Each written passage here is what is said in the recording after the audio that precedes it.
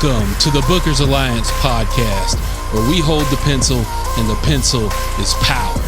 Coming at you right now is your host, Marky Mark, along with the man, the myth, the legend, Frank Donaldson.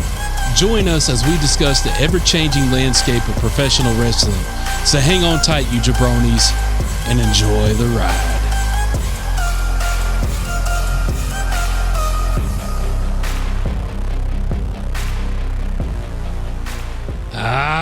Welcome in, everybody. Thank you for joining today's episode of the Bookers Alliance podcast. This is your host, Marky Mark, with my co-host, Frank Donaldson. And Frank, I'm back in the saddle, baby. I was going to say, this is the first time we recorded since the press conference, and I see you got your energy back this week. Hell yeah, I'm back. I'm sitting down like, so am I leading off again this week? And you came in hot this week. And I'm like, oh, well, wait a minute. Look, first of all, that's good because I had to do some pouring while we were prepping here. While the intro was going, that's usually when we're pouring or sipping or smelling or whatever we need to do to get our drink on. But yeah, so like Bischoff says, I'm back and better than ever. All right, there you go.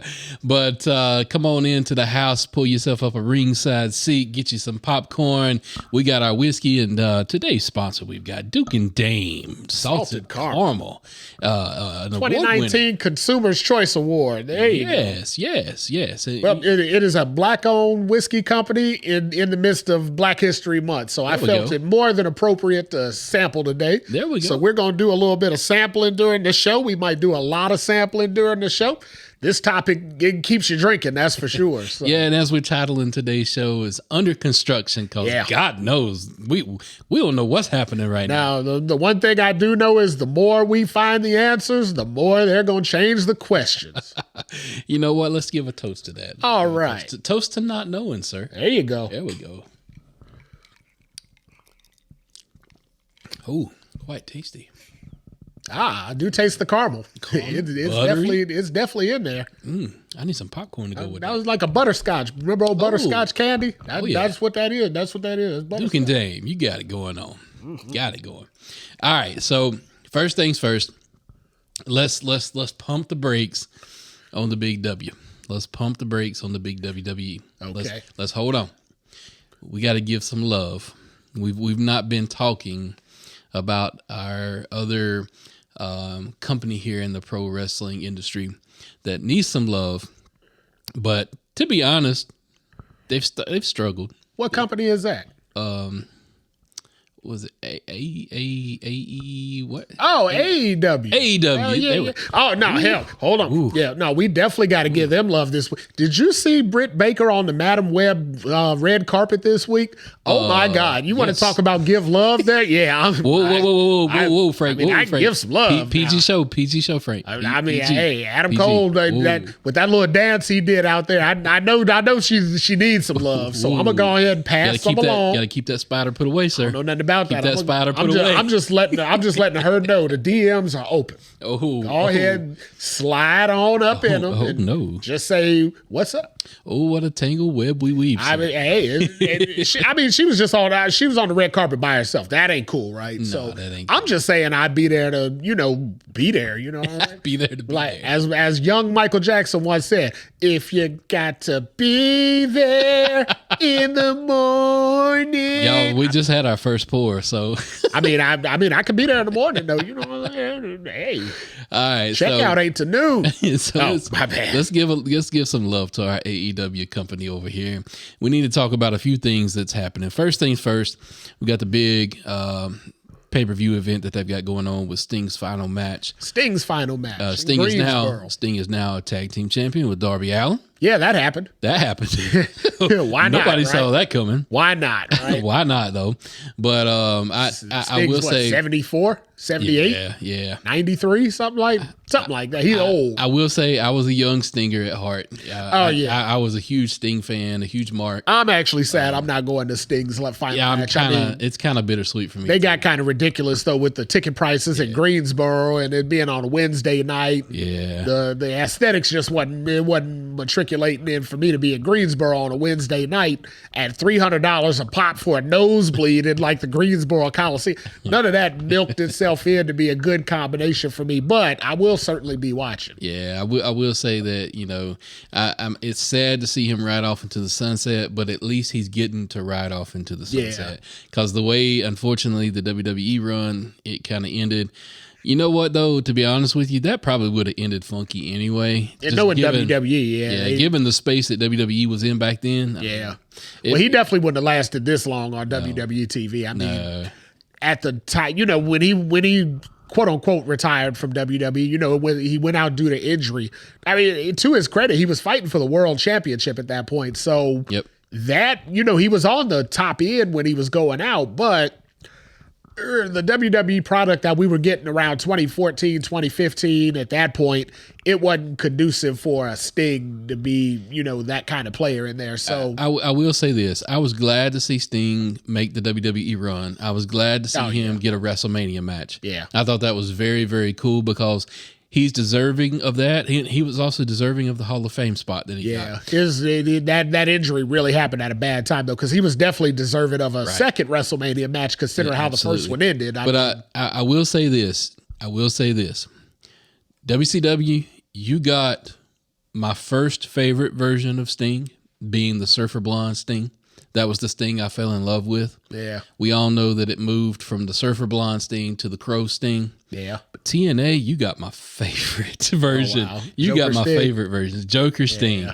Joker Sting was just another level, man. That character was amazing. The only thing I didn't know if I really couldn't get on board with about Joker Sting was he was kind of like tweening between heel and face. Yeah.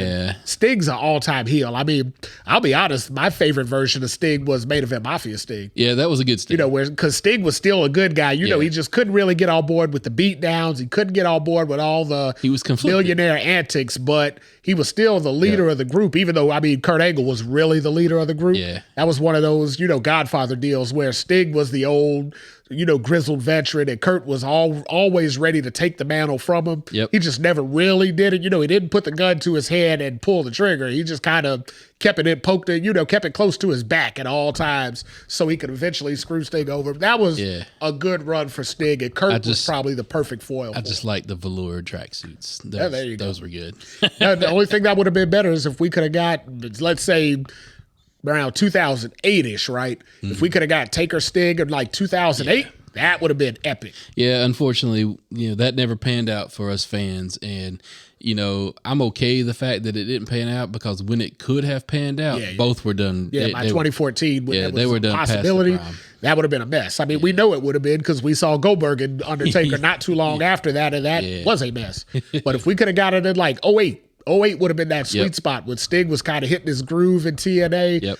He was older, but he was still ready to go. He was about 45, 46. He was still fresh and, had them young legs and all that. And Taker was good and ready to go in 08. He was still main eventing and, winning world championships. We could have had a nice little setup of matches here. Yeah, that would have been good. But we got to move on. We got to talk about another AEW event that's coming up. AEW Big Business. Big business. But it's better than Quake at the Lake.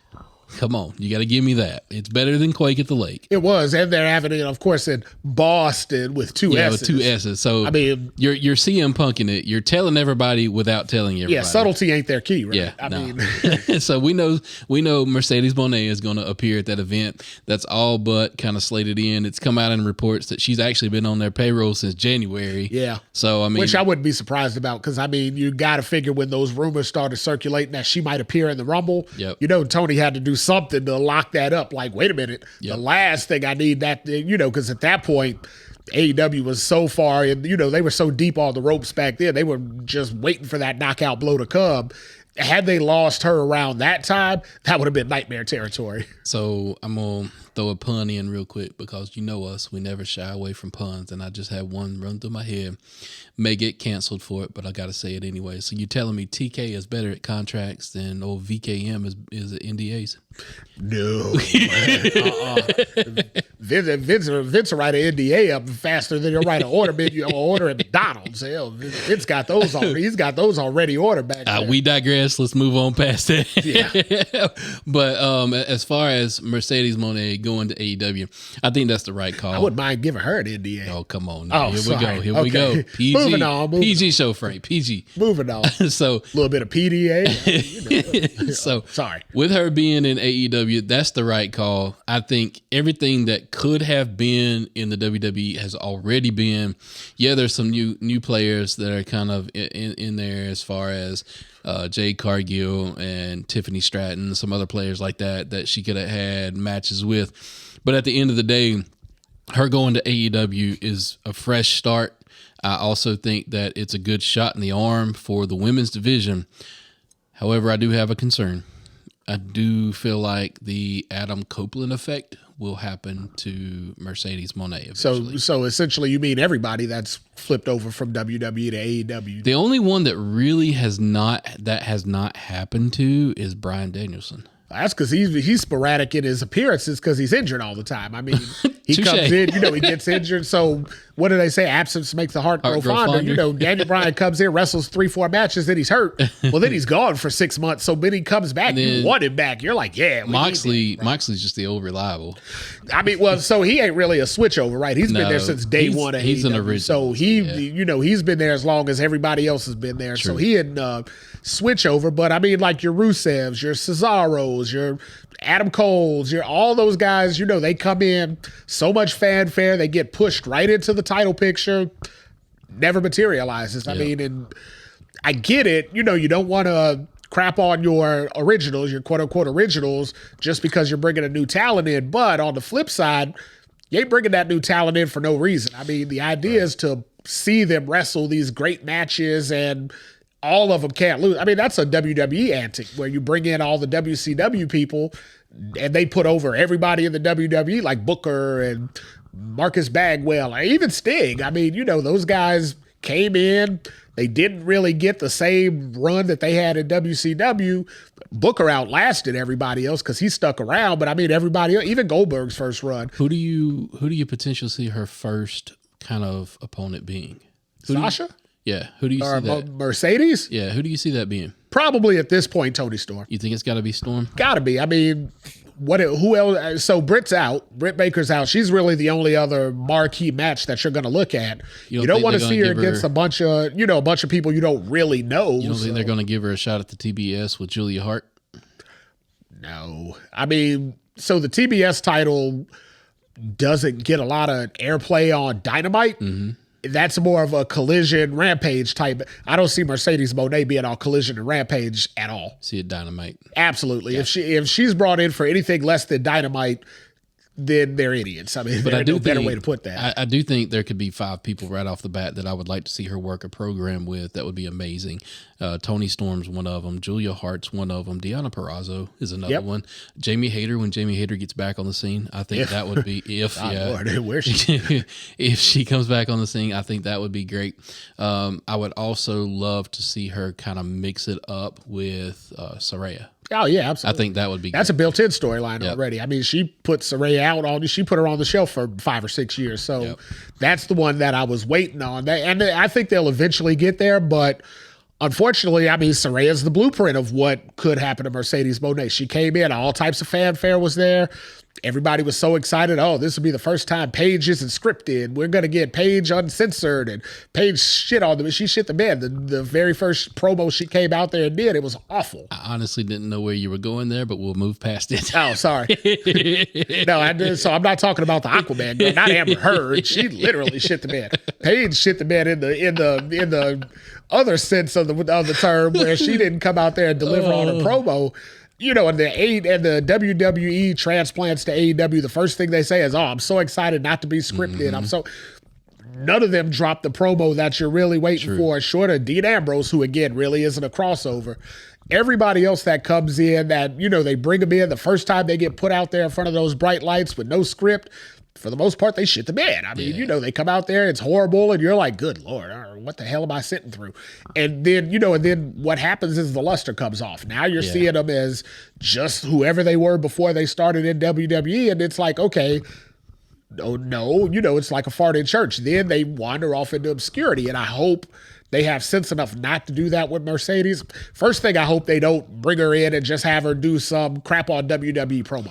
Yeah, they need to stay away from that at all lengths. They need to stay away from that. Just let her come in and say what she's here for, what she's here to do, and let her go about her business doing it. She's got to do her obligatory stint on Jericho's podcast. That's a given. That's a mandate. That's required. That's in the contract. I think Jericho has that written in every contract. So he's good. She's going to do that, but that's okay because you don't have to hear that. Right. But what we don't want to see is 8 minutes of Dynamite where she's just sitting there. Oh, my previous employer, blah blah this, blah blah that. And the reason we don't want to see that is because when she left with Naomi, right? Yep. Well, apparently whatever happened wasn't that bad that Naomi didn't see the dollar signs, written on the wall and went back. So I will say this. Naomi leaving and coming back was the right move for her. I will say that. Absolutely. She raised her stock into you. I will say that. Sasha leaving and not coming back, I don't know. Like, storyline wise, it's the right move because she's done everything that she can do.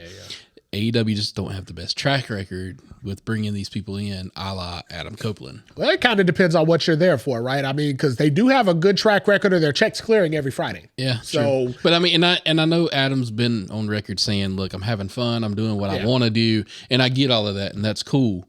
But I'm sorry, sir. Adam Copeland is less than Edge. Oh, yeah, absolutely. I mean, it just is what it is. The program with Christian, it started hot, so excited about it, fizzled. Yep. I have no idea I don't even know if it's still going on because I haven't seen and then you out Collision and Rampage. I mean, I watch them, but I watch them like bits and pieces here, bits and pieces there. I damn sure ain't watching for excitement because I ain't getting none of that. Now, you want to raise Adam Copeland's stock? The guy that's also being rumored to come in, maybe before Big Business, Okada. Give me Adam Copeland versus Okada. You want to raise both of their stocks. What you do is you put Okada in there with Sting and Edge and let him retire both of them. Send both of them home, and then they can go right. Just let them still collect a check. Now, I'd be A-okay with that. Now, Okada himself, he ain't a spring chicken. I mean, he's older too. Well, yeah, but he ain't Sting. He ain't Sting and Edge. He's not Sting and Edge. I mean, he's AJ Styles older. That's still a real comfortable spot. I am excited to see Okada in AEW. I'm excited to see the matches that could be. Obviously, he's got to continue the program with Danielson. If Kenny Omega and Kenny Omega, man, I'm pulling for you, dude. You're one of my favorites, Kenny Omega. You are one of my favorites, sir. I am pulling for you to get back into the ring when you are betting. No, come on, man. I can't do that yet. He might as well go find a suit and be a manager. He can't even do that to Big E yet. He can be the Jackson's manager. Even though I know Big E's a commentator now. Hell, did you see how good he did at the press conference? And I'm happy to see him out there. But let me retract that statement. I don't know if Big E did good at the press. Big E was out there spoiling every possible angle that we could possibly. Big E threw every conspiracy theory he heard. He was just throwing spaghetti against the wall and see every conspiracy theory that we've heard on every podcast for the last 2 months, Big E mentioned every single one of them out there. And it's like, well, damn, Big E, you painted them into a hell of a corner where they got to do something, but you just took all their options away. So either they're going a completely different way and they prep Big E like, here, you can say this, please don't say this. Or they didn't tell Big E what to say, and Big E just went out there and said everything he read on every dirt sheet for the last 6 months. So let's parlay that into the topic of our discussion today, under construction. And we're titling this Under Construction because, honestly, we don't know where the road is going. Big shock, guys. We're going to be talking about the Bloodline storyline in WWE for our main time. Because what else is going on in wrestling that's going to overshadow that? And it's even to the point where it's overshadowing the whole potential WrestleMania card. I mean, it's overshadowed everything in wrestling right now. That's crazy, though. I mean, when we sat down, I told you today, that's basically our topic. How are we going to work it into the conversation? And you said, well, what about the AEW stuff? And I was like, wait, what's happening? Brief me real quick. Right. So, yeah, full disclosure, I had to get a rundown of what actually was happening in AEW. I'd heard about the Sasha thing. I heard about the Okada thing. Ain't heard nothing. I saw Britt on the red carpet. Ain't seen nothing else. Because, but hell, to be honest, it was like that with Raw. I mean, I watched Raw 3 hours Monday night. I don't remember a damn thing that came out of it short of the Cody promo with Seth. Yep. I remember all of that. And I remember a lot of commercials saying Rocket Robot will be on SmackDown on Friday in Utah. I said, what the hell are they doing in Utah? Charlotte, y'all got the shaft. Charlotte got Triple H. Now, don't get me wrong. We don't get a lot of Triple H, so I get it. But damn, Yeah. come on now, you can't give us all that at the press conference and then tell Charlotte. They got Cody and Sammy in a dart match though. Yeah, but they ain't advertised that. I mean, if you wanted me to spend my money on that ticket, you got to draw me in there. And that was you telling me Triple H was going to speak with Adam Adam Pearce and damn Nick Aldis. That ain't drawing my money in. So let's talk about how this all shook down. Now, if Britt had been there in that outfit she had on the red carpet, we done back to that. Sorry. All right, so let's talk about how this all shook down. Let's start. We're not going to recap everything, but let's start back at the press conference in Vegas. Woo! That was intense. That's a good piece of business. That was really good business. That was something that I don't think any of us saw how that kind of was all going to shake out. First thing, did you see how full that arena was during Super Bowl week? That was crazy. I mean, that was 3 days before the Super Bowl. That was crazy. And you had an arena full of people just to sit there. I mean, and it wasn't even a press conference. No, it was more like a glorified promo. Yeah, it was like a UFC deal. It was kind of like what they do in UFC. You know, weigh in. It's the only difference they had no scales, but it was pretty much the same thing. And I saw the influence from their partner company in UFC. Obviously Rock kind of works with all of them. Right. We've seen Rock on UFC before, so that ain't shocking. Rock, I know you're listening out there, man.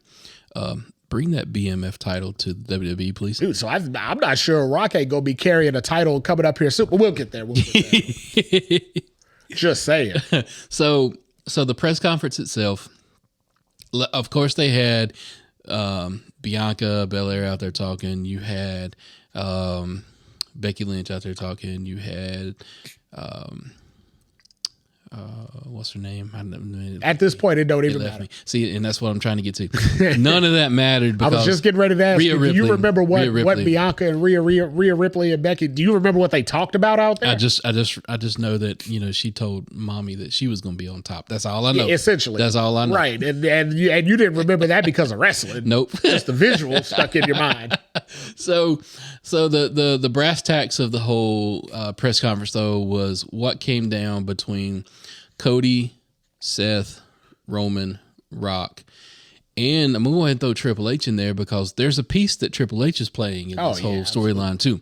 So not to recap everything, first thing I want to talk about though. Talk about some of them highlights though. First thing I want to talk about after all of this is how Roman just flat out pulled rank and said, you know what? If Cody's going to be out here and be a little bitch and not do anything about it, I'm going to pull rank and I'm going to call the match. I'm going to choose The Rock. Rock comes out there looking like $1 million.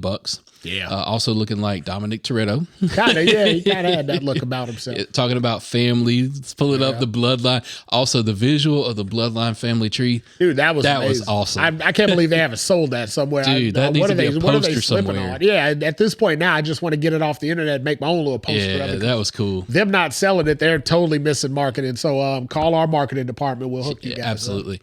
So Cody sitting in the back there, gets tired of hearing all of this, comes out on stage and basically just says, this is a bunch of bullshit. That's what he said, yeah. And then he talks about, how he's going to challenge Roman. He's made his decision, but then he took it one step further and he talked about Roman's grandfather and The Rock's father. Yeah. And grandfather. And about how if they could see them now, they would be ashamed. Yeah. Well, to his credit, he said that he said they would be ashamed of Roman. He didn't really say they would be ashamed of Rock. True. Because, at that point, him and Rock were still somewhat friends. We didn't know what was coming. But two things that came out of that part right there that was funny as hell to me. First thing first, Seth back in the corner and looking like a little bitch.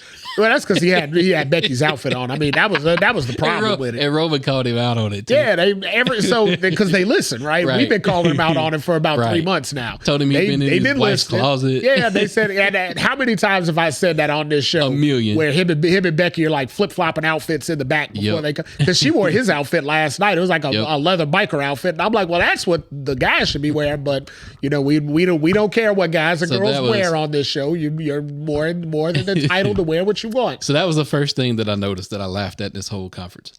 Second thing that really, really made me laugh. I don't know if you've ever seen the meme or the old cartoon, but where Cody said what he said and he was sitting there staring at Roman. Uh-huh.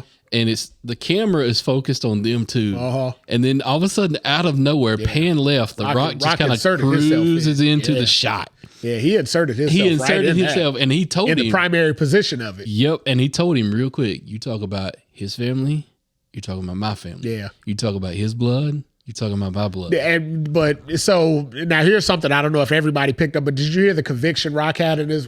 I mean, you can see the difference between. That was Hollywood. I was going to say, you can see the difference between a guy who's had multiple years of acting lessons versus, wrestlers kind of winging it. You can see the difference because, when Cody was making the faces like, I didn't really mean it like that. You could see he was like distraught about the cop. But I mean, the way Rock was bringing it, you could feel where he was coming from. Like, wait a minute, he ain't wrong. He took his tone and he made it personal. Yeah. He made it personable. Yeah. He didn't go out there and scream and just berate Cody. Yeah, well, he didn't cut a wrestling promo.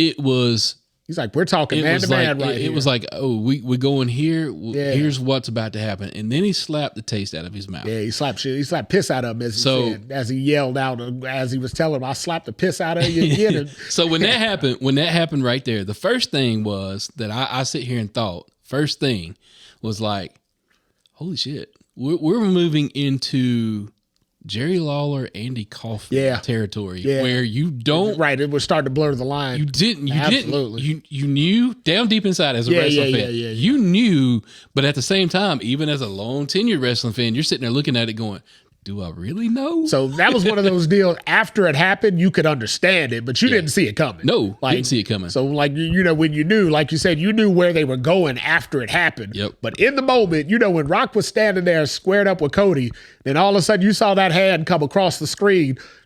I guarantee you, everybody that's listening was like, wait, what? Pow! Oh, shit. Yep. Like, what? Because he drew you in by talking so softly, and then the next thing you know, smack right across. Yeah, like that was like an immediate heel turn. You kind of thought, the way he was talking in the original, you kind of talk, he's gonna reason with Cody. He's going, we're gonna work it out. We're gonna, we're friends. We're gonna. Oh no. He told me the hell with all that. So the last part of this puzzle is the part that Triple H is playing, which is kind of an unsung. Well, wait, so part. don't scathe over Seth on that. Now he played a part at the end. He did, because they rushed Cody off the scene real fast. He tried to come at Rock and that just left Triple H and Seth out there to still continue. And then Triple H had to try and offer Seth out. Yep. But we'll get to that though. Yep. But that's a key point in the story. So as we thought the press conference was over, everybody was kind of up at the desk, kind of wrapping things up. Cole, Pat, Punk, Big E, everybody was kind of wrapping things up. Punk, brother, I love you and I'm happy you're back. Know your place. Hell yeah. Know your place. He's sitting up there with one damn wig talking about, I'm going to slap everybody, I'm going to punch everybody in the mouth. Dude, you punch people in the mouth. It didn't get you anything. Back up in right. WWE. It didn't get you anything. Nothing positive came out of it. There's a dark cloud hanging over your head right now. And that was with a lot of little guys in AEW. Yep. You start punching the Romans of the world and the Rocks of the world. You start punching them jokers in the mouth. Your career is going to end the wrong way. The spirit of what you said, I was with you. But the reality of what you said, dude, just know your role. Shut your damn mouth. So after all of that kind of wrapped up, all of a sudden we cut to where Triple H was being interviewed with Rock and Roman coming down the hallway, Rock being classic Rock. Jaw jacket, still talking smack, just laying it down. And he looks at Triple H and you said, and basically, as PG as I can put it, have that MF talk about my family again. You fix this. He told you better fix this. He talks about my family again. I'm going to slap the teeth out of his mouth next time. And, and Triple H, you're out of line. Now, what I noticed, keep an eye out on Triple H's body language, right? Yep. When Roman Rock was standing there together, just the two of them, all that bloodline thing wasn't there. It was just the two of them. Yep. Triple H didn't back down, but he also ain't have a whole lot to say. He didn't. He didn't back down, but he didn't bow up either. No, he was awful cordial about that was out of line. He wasn't out there talking all that jazz. He came out there talking on Friday. And time out. This is the part that sucks. This is the part that really sucks for me. I was a huge Triple H fan back in the day too. Yeah. It sucks that he can't get physically involved right now. Well, that's the fan pulling back the curtain, knowing what we know about Triple H. Yeah. So, but keep in mind, I mean, long before that health issue even happened, Seth was kind of his in-ring representative anyway, he was right? His surrogate, so it didn't really out of the realm of possibility. I mean, Seth took his move. He started doing pedigree. Triple H wants to come out there and swing a chair. Okay. I mean, yeah. If he can, okay. If he can. If he can, we don't know. But now, to Triple H's credit, everybody talks about he's got all them heart issues and all that. Now he's got a horse at home that he be riding. He's got a stallion back at home that he ain't got no problem with. Damn. So I don't think his heart's that bad. We're gonna have to go to TV 14. I mean, if people are reading between the lines, that's on them. Now, our under 13 crowd that may be listening, they don't know what them lines are blurred to them. All right, I'm just saying, if he mount up on that every day, now he seemed to be doing. His heart ain't that bad. So let's move into what happened Monday Night Raw, let's move into what happened SmackDown really quick. Triple H basically come out there to the Charlotte crowd and basically saying, "Look, Rock, you need to know your role." Yeah, that's what he's basically saying. But again, he said all that on Friday when everybody else was off in San Fran and Hawaii and Vegas. Talk that smack when he say all that Thursday night now because he had perfect opportunity. They were face to face. Yep. 3 of them guys were face. He could have said a whole lot of that stuff Thursday night. He didn't say none of it. So now do you see why we're calling this episode Under Construction? Yeah, there is a whole lot of mess that is just tangled up right now. We don't know how this road's getting paved. We don't know if we're taking a left turn, right turn. We don't know if we're patching potholes or digging potholes. Who knows where all this is going? Well, so I mean, in my complete belief, I feel like they're still going to get to the same end zone that they had always been shooting for, right? I think that's whatever a good the case may be. Whatever that is. So if it was always set to be Roman Rock, so from what I heard, they said they promised Rock a main event match when he did this whole signing on the T-Camp. Okay, if that happened, they could still get there. Yeah. I mean, it just what road do you travel to get there? Everybody's going crazy. Matter of fact, I even heard Busted Open say, "Oh, they pivoted. They did this, that. I know for damn sure, blah, blah, blah." And, there's a lot of different ways. What have I said before? How many ways can you get to 4? 4 plus 0, 3 plus 1, 2 plus 2. There's a lot of different roads to get to the same end zone. I used to tell everybody in my professional career when I would train somebody, I used to tell everybody, there's a whole lot of letters that can take you from A to Z, and I don't care how you get there. Absolutely. As long as you get there. As long as you get there. So... Yeah, if they, if something happens and they decide to pivot a little bit, okay, we'll lean into this, or the fans are saying this, we'll lean into that. Yeah, why not? We tease you a little bit more, because now if the fans say we want this and we take that hard line, we're not going to do this, we're going to do that. Now you run the risk of losing fans. But if the fans say we want this and you say, okay, well, we'll lean into it. I want 7 to the left. Well, we give you 5. Yep. 5 will get you enough to draw you in. You're still going to the left. Right. Now, because you got 5 out of your 7, that's way more than half. Yep. So you're drawing in enough. You'll give 2 to get your 5, but then when they curve back in and go the way they want, well, now you're too damn invested to just turn off the TV. So they know their way to get through the road to get people to not turn the TV off. That's the old days where people say, "Oh, I'm not getting what I want. I'll just turn the TV off." That's old school. They learned their lesson from that. So now let's shift into the promo that Cody and Seth had on Monday night. Let's shift into that for a minute and let's talk. Because Cody is now, as we know it, let's just talk about as we know. Yeah. As we know it, he is now set to face Roman at WrestleMania. We don't know if it's night 1. We don't know if it's night 2, but we know that match is quote unquote set in stone. Yeah. According to the graphics, according to Triple H's tweet, all of that good stuff.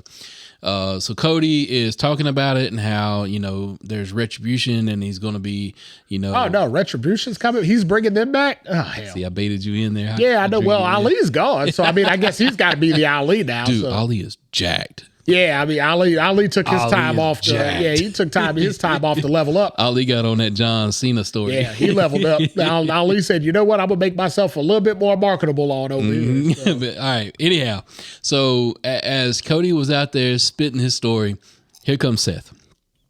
Seth comes down to the ring. First things first. Can we quit with the dancing to the ring yet? You listen to you listen to the recent Busted Open. But they ain't wrong. They ain't. But so here's the thing, right? It ain't the time. So I get where they're going with that, but here's the thing, right? let's be honest. What all does Seth have going on with his character right now that's of interest? That his character. Yeah. So That's if you it. take that away from him, I get it. at this point now, he's nowhere near the conversation of I should be up there with these other names that we're talking about. Maybe it's time to add another feather in the cap. I mean, It's too late for that. This road's already under construction enough. He's deep enough in that if you change it up now, it's too obscene at this point. true. So he gets in the ring with Cody, and basically he tells Cody, look, I know what you're trying to do. You got to finish your story. You got to go after Roman. I have a problem with the fact that he never tried to pull back into the conversation to try to legitimize that belt again. I have a hang up with that. But at the same time, what he did tell Cody gives me pause for caution. There's some caution tape around this intersection. Well, it's under construction. It's under construction. I mean, there's a big ass pothole in the middle of the road. Sometimes you got to shut that road down so you can fix it. So he told Cody, I'll be there for you, brother. Yeah. I'm there.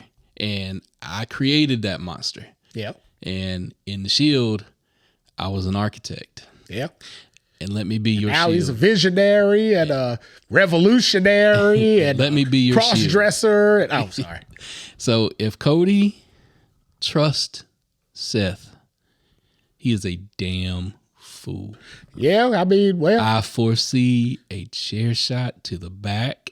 in Cody's world, he don't have nobody else to trust. I mean, he's got Sammy. He's don't. got Sami Zayn. He's but got Sammy. He's got Jay. yeah, maybe, right? Maybe, So maybe. That's a good point. That's a yeah, good 'cause- word. Maybe got Jay. Because I noticed one thing else coming out of Raw this week too. When Roman squared up against Cody, what'd he do with him, right? Slap shit out of him, right? Yep. Remember when Gunther had Kofi in the Boston Crab this week? What did Jay hop in the ring and do this week? I mean, So I for real thought they went shoot right there. so it kind of looked like it. 'Cause kinda did you looked see like how that. fast Gunther dropped that Boston Yep. Crab? Gunther was like, wait, what the?